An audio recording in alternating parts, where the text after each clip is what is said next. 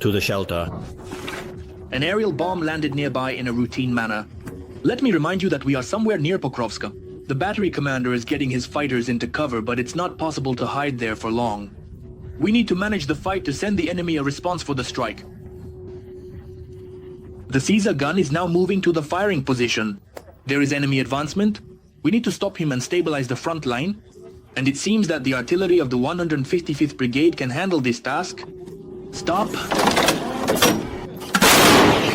The French Caesars are operating 24/7. Who was that? Our neighbors are working. The accuracy of the French artillery is currently preventing the enemy from carrying out their plans. The obvious plan is to bypass Pokrovsk from the north and south and try to encircle the city. The Russians have almost reached the outskirts of Pokrovsk, but they didn't storm it head-on. The enemy is operating in small assault groups, a maximum of 10 people each. Well, there are a lot of them. Cockroach tactics, I call it. They are trying to spread our attention, attacking simultaneously in small groups from many directions. If the occupiers manage to gain a foothold somewhere in the suburbs of Pokrovsk, Leopard 2s fly into the village. The 155th Brigade is dismantling houses that are occupied by enemy infantry. The equipment is great, it drives well, and it has an accurate gun. In terms of mobility, there are no analogs, but ours are worse. We had doubts about whether they would be effective in Pokrovsk. These are wheeled tanks with a 105mm gun. This is a cumulative shell. These are high explosive fragmentation shells, and here are armor-piercing ones. But the French quality speaks for itself. The relatively small caliber is compensated by the accuracy of the gun and the maneuverability of the vehicle. So far, the AMX-10 has not let us down. We can quickly roll up on the enemy, and just as quickly pull back from them. It's maneuverable thanks to its ability to turn in place. When an extra second on the battlefield can cost lives, this feature of French technology becomes crucial, and a new award can be given. Every newly formed brigade surely goes through a certain period of crisis, and unfortunately the 155th Anakivska was no exception. But we hope that this period is coming to an end.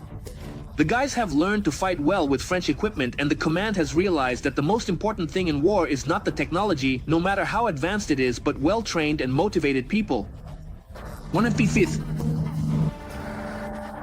The brigade is named after Anna Kivska, the legendary Queen of France and daughter of Yaroslav the Wise. The only unit named after a woman. First, it's fully armed and trained by the French.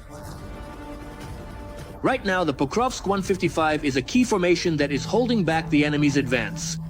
The fighters are starting to feel that they can stop the Russian assaults, and it's this feeling of confidence in their own abilities that helped them stabilize the front. But it's possible that the situation around Pokrovsk could worsen. After the Ukrainian units withdrew from another key settlement in the Donetsk region, Velika Novosilka. Well, for now, Kadyrov is either sick or in Dubai, and his TikTok, the troops blew up a residential building in Belgorod. And at this time, Abdielaudinov takes the reins into his own hands. So to speak, he is stepping into the role of a ruler.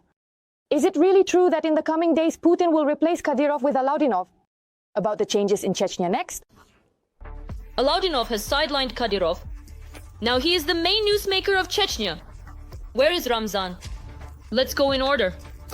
If you're not fighting in Russia, then sit down and be quiet. This is how Abdielaudinov criticized the complaints of residents in the region about the lack of assistance from the authorities in an interview with a Kursk publication. He urged the men who were complaining to join the Russian army. Go to the enlistment office, sign a contract. Come, stand next to us and show what you can do so we can see this roar of yours.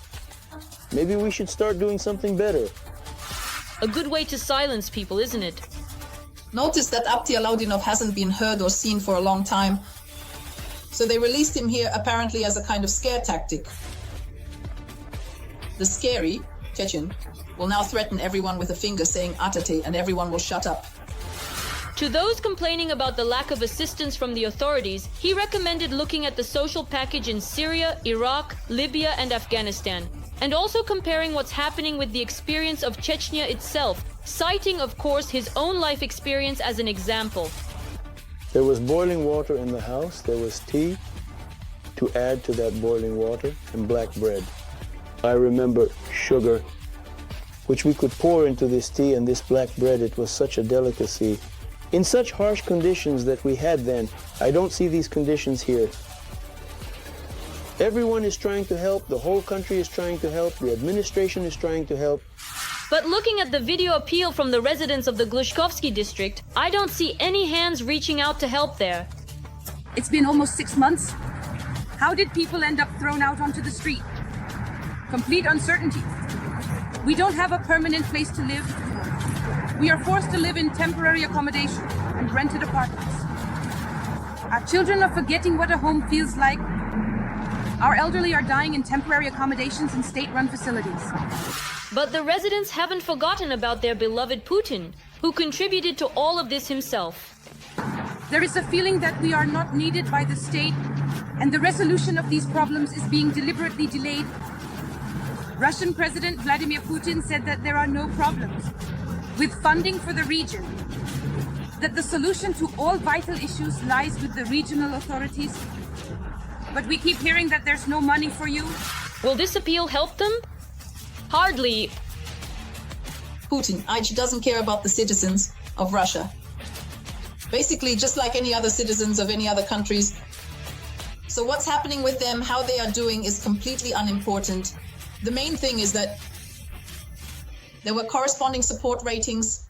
But while the commander of the Akhmat Special Forces is solving problems this way, the head of Chechnya himself is absent. It's been 20 days. At this time, Alaudinov appeared in a video with a Ukrainian prisoner, but strangely enough, it was on Kadyrov's own Telegram channel. Where could the head of Chechnya have gone? The first meeting between Putin and Trump could take place either in the United Arab Emirates or in Saudi Arabia. And here, the fact that there is a version about the current Kadyrov stay in Dubai somehow starts a little with the possible meeting place of Putin and Trump to intersect. But still, there are many options for where Kadyrov has disappeared to, from fleeing Russia to death. But it's interesting, if something really happens to Kadyrov, how long will Moscow be able to keep the situation in Chechnya under control? There were rumors that if Kadyrov's health gets really bad, the Kremlin would promote Alaudinov to the role of head of Chechnya. But as we see, Kadyrov has his relatives, all sorts of different ones. He's just shoving them into various positions in huge numbers. Of course, he wants to maintain power in Chechnya, even if something happens to him in the hands of his clan. Calm music. I don't know what's going on with Putin in Chechnya, but he clearly has problems with his own Russia. The Kremlin wanted so much to increase birth rates and promote family values that it led to a record low in birth rates. What a twist. The only way to increase the birth rate is to stop the war. The only way to stop the war is to get rid of Putin. And here we have it. Do you want to increase the birth rate? Get Putin out of the driver's seat. And the reason for it all, strangely enough, is alcohol and war. The trouble that the citizens of Russia have brought upon themselves. Well, in Putin's army, it's complete chaos. Russians are killing themselves. A real squad of executioners made up of Russian mercenaries has become and is killing the Russians themselves. Killed. There are many such cases, and some of them were captured on video. Look. It's not uncommon for the Russian army to kill its own. They even came up with the term reset for this. However, such matters are not often handled by the investigative committee, and they end up in a Russian court. Mediason tells the story of the crime that the investigators took on. It's about the disappearance in December 2022, and about the fact that in the Russian army they killed their own, a 37-year-old Russian grenade launcher, Viktor Utyayev, with the call sign Hooligan. Comrades spoke of Hooligan as a sociable, normal guy who, although he liked to drink, didn't cause any problems for anyone. Due to his sudden disappearance, there was a commotion in the unit. The regiment commander, Lieutenant Colonel Grigory Zhovty, with the call sign Greek, issued a strict reprimand to the commanders of the battalion, company, platoon and squad who overlooked the soldier, but the disciplinary measures came too late. Viktor Utyayev was no longer alive. His body was found buried in the woods a month and a half later, not far from the location. Almost all the soldiers know about the death of the grenade launcher, 10th Airborne Assault Company of the Falcon Battalion. The truth is, none of them initially dared to say how he actually died. Private Tarutyaev. And the reason for this was fear. As it turned out, during the winter of 2022-2023, in the Kherson region, an armed group operated for several months, which had its own distinguishing marks. It included about 60 people, and he kept the regular Russian officers in fear. Formally, they were listed as fighters. 10th company of the Falcon Battalion of the 108th Guards, Airborne Assault Regiment. In fact, they didn't obey anyone except for Senior Sergeant Dmitry Mayborodin with the call sign May, a former mercenary who, upon arriving at the front, took command of 2 platoons and managed them like his own personal army until one of the soldiers was killed on his orders. They didn't torture us to death. That person turned out to be Viktor Utyayev. The command was informed that he got heavily drunk, was making a scene, and then went to the bathroom, after which no one saw him again. Investigators initially opened a case of unauthorized absence from duty, but soon learned the circumstances of his death. It turns out he was tied to a tree on Mayborodin's orders, who had created his own army within the Russian army. Viktor Utyayev stood tied to the tree without any outer clothing for about 9 hours. The soldiers who didn't sleep that night recalled hearing his moans and screams. Mayborodin later admitted that he knew about the situation with the drunken troublemaker, but insisted that he had not given any orders for his punishment. Then, in the early morning of December 28th, they released the exhausted troublemaker, who could barely stand on his feet. They left the private by the dugout, where he died a few hours later, according to the investigation, from the injuries he sustained and from hypothermia. Mayborodin also claimed that he had fought in Chechnya and then with the Wagner group in Syria and Libya. He demanded that his subordinates follow only his orders. This way, he managed to form a group within the regular army that answered to no one but him, which was called the May Syndicate. They were seizing weapons and equipment from other soldiers, as well as extorting money for the needs of their unit. While details emerged, once the private with epilepsy, Swista, felt unwell in the vehicle, which forced the entire convoy to stop. The delay infuriated my commander, and he beat Swista, who then had a seizure. Getting even angrier, May said that Swista would now be his slave, and the private had to transfer 20,000 in treasury bonds to buy his freedom. Now charges have been brought against Mayborodin on 3 counts. A few more military personnel close to him. They are also under investigation, or have already died in the war in Ukraine.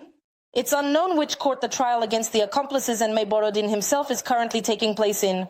His lawyer at Mediazona didn't want to share this information. And what else? The Russian army has advanced in 7 settlements in Donetsk, in the Kharkiv and Luhansk regions. This is reported by the deep state resource. Yeah, and overall, the situation at the front is hellish.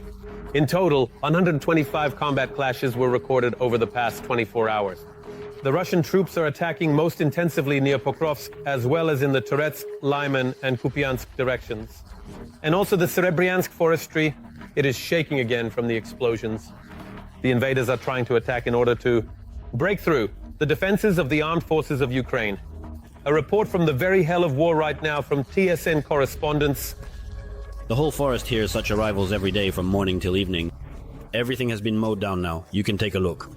The check shows fresh craters near his positions. You can't hear any birds here, just the whistling of passing shells.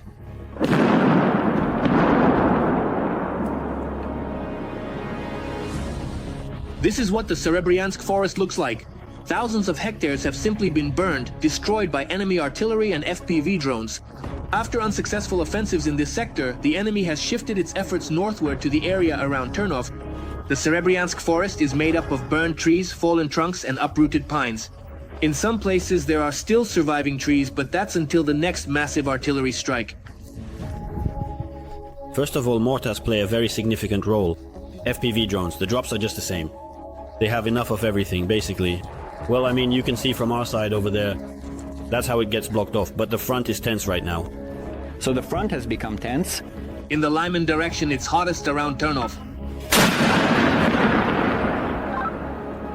There, the enemy managed to cross the river and establish themselves on the right bank. The enemy is expanding their foothold and advancing towards the yams of Polevka. From time to time, they gather a certain number of people and make attempts to carry out assaults. So they are storming somewhere else. Then suddenly we switch gears. They're starting to work on us. So it could start at any moment. Sasha was an elementary school teacher in civilian life. Now, the commander of the mortar crew, he says he misses his peaceful profession. Well, it's okay. The kids call right. They don't forget. That's all for now. Well, for more fiery news from the front, stay tuned for the next episode